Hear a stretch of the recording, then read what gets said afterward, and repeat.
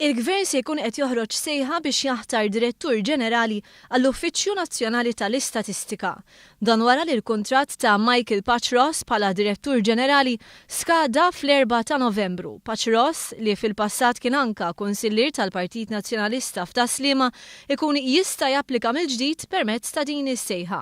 Kemm il-Gvern u kemm l-Awtorità tal-Istatistika Maltija ikkonfermaw li l-uffiċjali tal-Eurostat kienu marfa b'dawn l-iżviluppi li kienu ħabra wkoll fil-Gazzetta tal-Gvern.